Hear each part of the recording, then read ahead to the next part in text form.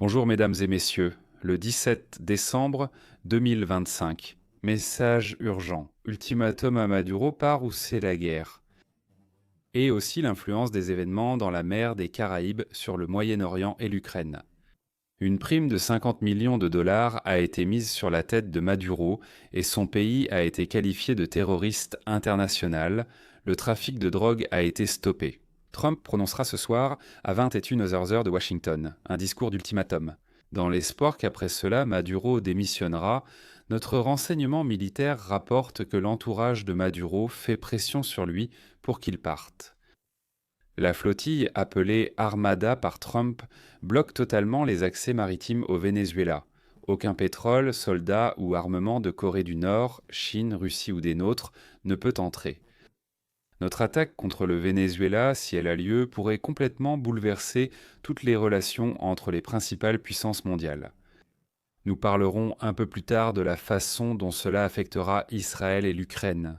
La Maison-Blanche a officiellement annoncé que c'est à Caracas, donc c'est à Caracas. Elle a annoncé que les États-Unis veulent encore que Maduro, sa famille et ses proches collaborateurs quittent le pays et remettent le pouvoir au président légalement élu. Donc la future vice-présidente, nous venons juste de la voler, de la prendre au Venezuela et de l'emmener ailleurs, lors de la remise du prix Nobel. Elle soutient le président, en gros, on peut dire probablement tout le mouvement Make America Great Again, mais aussi le Parti républicain. Mais il y en a beaucoup qui pensent que les États-Unis ne devraient pas s'immiscer dans les affaires et les conflits d'autres pays. Et d'ailleurs, le président a été soutenu de façon inattendue par le sénateur démocrate Snatch It, qui a déclaré aujourd'hui avoir écouté, examiné les informations et soutenir pleinement les actions du président concernant Maduro et le Venezuela. Le célèbre blogueur Tucker Carlson, que vous connaissez aussi, a lancé un appel à ne pas engager d'actions militaires, à les arrêter. Il estime que les changements de régime au cours des 80 dernières années que l'Amérique a tenté de mener n'ont jamais abouti à de bons résultats. Il dit « Je ne peux rien prédire, mais malheureusement, nous avons une énorme expérience très négative des changements de régime. » C'est-à-dire que lorsque les États-Unis intervenaient quelque part, la situation dans ces pays devenait pire qu'elle ne l'était auparavant. Par exemple, il y a l'histoire célèbre de l'Iran, où, sans invasion, ils ont forcé l'armée à livrer le Shah dans l'étable. Et qu'est-il arrivé à Khomeini? Pour expliquer la position de Trump et de la Maison-Blanche, je dois dire que les entreprises américaines ont travaillé pendant de nombreuses années au Venezuela dans l'extraction du pétrole, le raffinage, la vente et tout le reste. Et le pays, le Venezuela, recevait pour cela la part convenue des revenus. Et cette part était tout à fait comparable à ce que reçoivent la Norvège ou d'autres pays dans des situations similaires. Quand, sur leur territoire, quelqu'un extrait et traite ce pétrole, ils reçoivent des milliards, c'est-à-dire qu'ils reçoivent pratiquement de l'argent, gratuitement, presque pour rien, simplement parce qu'ils sont nés à un moment donné sur un champ pétrolier. Le gouvernement était donc composé de collectivistes. L'homme s'appelait Hugo Chavez. Elle a tant promis au peuple pour leur voix que l'argent reçu des Américains ne suffisait déjà plus. Alors, Hugo Chavez, il a décidé de nationaliser les exploitations et les usines pétrolières en les retirant aux compagnies américaines, pensant qu'ils allaient désormais recevoir non pas une partie, mais la totalité des bénéfices. Mais il s'est avéré que les États ne savent pas extraire ni raffiner le pétrole, et les choses ont commencé, comme on dit, à aller de travers. L'argent du pétrole n'était même pas la moitié de ce qu'il était auparavant. C'était tout simplement beaucoup moins. Les 100% étaient bien inférieurs à la moitié de leur valeur précédente. Le peuple s'est révolté car il ne recevait pas ce qu'on lui avait promis, mais il a rapidement été réprimé par les méthodes habituelles. Les armes du camp, les enlèvements, les meurtres. Comme d'habitude, le pays est devenu complètement misérable. Quand la bande suivante est arrivée, cette fois simplement la narcomafia, elle a jeté un grand nombre d'habitants hors de leur travail, de leur maison, les privant de pain et d'assistance médicale sociale. Et avec l'argent qui restait du pétrole et de la vente de drogue, ils ont construit le communisme pour eux-mêmes. Mais revenons à la déclaration déjà faite par Donald Trump, qu'il a publiée comme préambule à ce qu'il allait dire le soir sur son réseau social. Voici ce qu'a dit Donald Trump. Le Venezuela est complètement encerclé par la plus grande armada jamais rassemblée dans l'histoire de l'Amérique du Sud. Ils seront encerclés, ils seront encerclés, ils sont encerclés. Ils ne rendront pas aux États-Unis d'Amérique notre pétrole, la terre que nous leur avons achetée et les autres moyens de production qu'ils nous ont volés. Le régime illégitime de Maduro n'a pas été élu, il a juste pris le pouvoir. Le pouvoir utilise le pétrole des champs pétroliers volés pour se financer lui-même. Drogue, terrorisme, meurtre, etc. Ce qu'ils ont fait a conduit à notre déclaration du régime Maduro comme organisation terroriste étrangère. Tout ce qu'ils nous ont volé doit être immédiatement restitué. Immédiatement. Point d'exclamation. Eh bien, en réalité, c'est une déclaration tout à fait compréhensible. La question est maintenant de savoir si les Russes devront venir ici. Et qu'en est-il de la Chine, qui a beaucoup d'intérêt au Venezuela ? Mais comment pourront-ils faire cela si nous avons encerclé le Venezuela, l'avons isolé du reste du monde ? Et que se passera-t-il si un navire russe ou chinois s'approche ? Allons-nous le retenir ? Et s'ils ne s'arrêteront pas, allons-nous leur tirer dessus ? Bon, d'accord, allons-y. Donald Trump va probablement nous l'expliquer pendant son discours, et je vous raconterai ensuite séparément ce qu'il a expliqué. Mais revenons à ce dont nous avons déjà parlé plusieurs fois, c'est-à-dire la doctrine de Donald Trump, que nous avons déjà discuté ensemble. Son essence, c'est la suivante. Si les actions d'autres pays concernent directement ou menacent nos intérêts, alors cela devient notre affaire.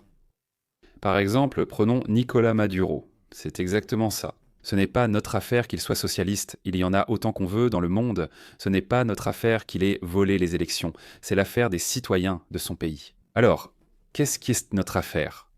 Eh bien, premièrement, le Venezuela a nationalisé, c'est-à-dire, pour le dire en russe, a volé les usines que nous avons construites, les champs pétrolifères que nous avons développés.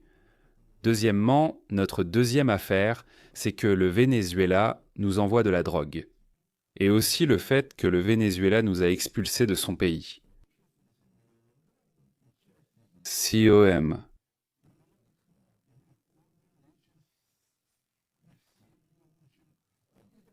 Ce n'est pas pour tuer, vous pouvez tuer chez Dorojgi.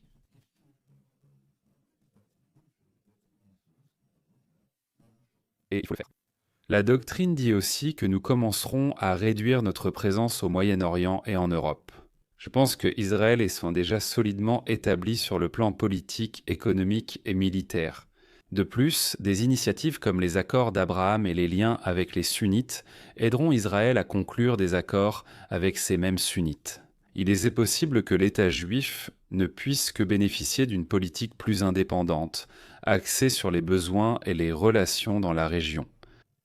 Au cours des 80 dernières années, l'Amérique s'est occupée de protéger le monde entier, d'intervenir dans les conflits des autres, et en réalité, elle a accueilli des millions de ses propres habitants. Eh bien, il y avait là-bas certains qui travaillaient, d'autres qui travaillaient à moitié, d'autres encore qui ne travaillaient pas, en réalité en empruntant d'énormes sommes d'argent pour maintenir le niveau de vie de ceux qui ne pouvaient pas le garantir eux-mêmes. Mais de nombreux pays, tout comme de nombreuses personnes, se sont habitués à l'idée qu'il y a quelqu'un qui peut à tout moment venir à la rescousse, que ce soit militairement ou financièrement. Quelles seront les répercussions de nos actions dans les Caraïbes et de notre doctrine en Ukraine ? Imaginons que c'est la dernière chance en ce moment de parler avec la Russie conjointement avec les États-Unis. Je veux dire, l'Europe, l'Ukraine et en plus les États-Unis négocient avec la Russie.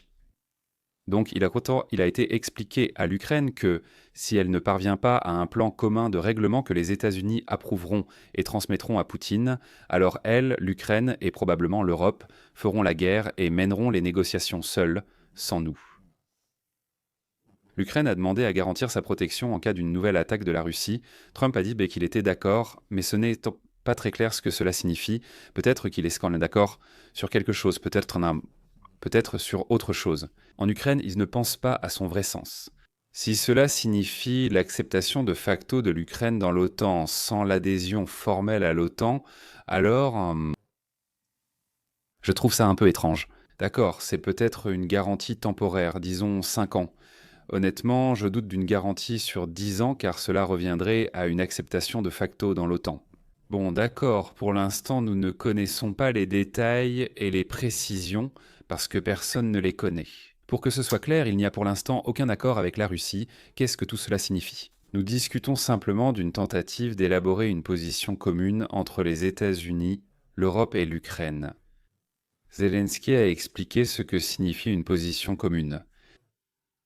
Jusqu'à 90, tous les accords ont déjà été conclus. Mais je soupçonne fortement que les 89 l'étaient depuis longtemps. Les 10 restants, c'est justement là où réside le problème. À savoir, la Russie veut tout le Donbass et n'a pas l'intention d'arrêter la guerre si on ne lui donne pas ce qu'elle veut. Une partie, elle l'a conquise, une autre non, mais elle compte continuer à conquérir, tandis que l'Ukraine ne veut céder pas un pouce. Mais peut-être consciemment, en réalisant que Donald Trump quitte sérieusement le continent européen et ne protégera plus tout le monde. Cela conduira à ce qu'une douche froide tombe sur les Ukrainiens et les Européens. Et ils comprendront soudainement la réalité de la situation dans laquelle ils se trouvent. Chez la Russie. À ce jour, d'après ce que nous savons, oui, il n'y a aucune raison pour elle de mettre fin à la guerre si elle n'obtient pas ce qu'elle veut. Eh bien, c'est-à-dire, si je ne reviens pas avec la victoire, il vaut mieux que je ne revienne pas du tout. Ce que veut dire la Russie n'est pas toujours ce qu'elle souhaite réellement. Mais la guerre en Ukraine, du point de vue de la Russie, devait recevoir quelque chose, une sorte de récompense, quelque chose comme ça. Ils voulaient obtenir aussi des victoires, et ces victoires devaient tant dépasser ce qu'ils ont déjà. Et ils comptent obtenir ces victoires ou continuer à se battre. La Russie a déjà fait énormément de scandales parce qu'elle n'arrive pas à vaincre l'adversaire depuis 3 ans et demi. Sa population est étonnamment 4 fois moindre et son industrie 10 fois moins développée, sauf erreur. Si aucun compromis n'est trouvé lors de ces négociations actuelles entre les États-Unis, et par compromis j'entends une sorte de solution. Nous allons maintenant en Russie avec un plan commun, nous allons discuter avec eux. Oui, la Russie va bien sûr intensifier ses frappes et le territoire passera lentement avec d'énormes pertes de l'Ukraine à la Russie. Aucun des pays européens n'enverra ses soldats au front et ces soldats n'iront pas non plus, ils se révolteront, ce n'est pas pour cela qu'ils sont appelés, et il s'avérera qu'ils refuseront probablement d'obéir aux ordres de leur gouvernement. Je l'imagine ainsi. Ils partiront comme des casques bleus, présents mais prêts à fuir dès que la guerre éclate. Mais pour participer à quoi que ce soit, ils ne feront probablement rien. Je vois tout le temps à quel point ils sont injustifiés. Les espoirs des Ukrainiens ainsi que la peur de la direction ukrainienne face aux révélations criminelles ne leur permettent pas de couper ce qu'il faut couper et de garder pour eux l'État et l'indépendance. Quand il y a une gangrène, eh bien, que faire? On coupe la jambe. Je ne sais pas comment le peuple ukrainien va percevoir ce qui se passe. Il est semble possible que si l'on cède à la Russie ce qu'elle exige, le peuple ukrainien le perçoive comme une défaite et une capitulation. Mais l'Ukraine, à l'heure actuelle, ne peut ni reprendre à la Russie, ni même défendre ce que la Russie veut, elle ne peut pas le faire seule, de manière indépendante. Exactement, je pense qu'avec l'Europe seule sans l'Amérique, elle n'y arrivera pas non plus. Ces faits peuvent finalement conduire à la perte de l'indépendance de l'Ukraine, c'est-à-dire, ce que je veux dire, c'est qu'en ignorant ces faits, merci. Cela pourrait conduire à ce que l'Ukraine perde son indépendance et sa souveraineté. Eh bien, il est possible qu'une partie de l'Ukraine, appelée la partie occidentale, se sépare, devienne un petit État indépendant ou trouve à qui s'attacher, peut-être à la Pologne, peut-être à quelqu'un d'autre. Quoi qu'il en soit, la situation apparaît comme la dernière chance pour Kiev de préserver son peuple et son État. Et j'espère vraiment me tromper, Et aujourd'hui, un peu plus tard, nous écouterons le président Trump, ainsi que la réaction du Venezuela et d'autres acteurs qui ont des liens avec le Venezuela et ne voudraient pas les perdre. C'est tout pour le moment. Je ne manquerai pas de vous raconter ce qui s'est passé pendant le discours et après jusqu'à nos prochaines rencontres. La suite. On ne peut pas l'éteindre comme ça. Waouh!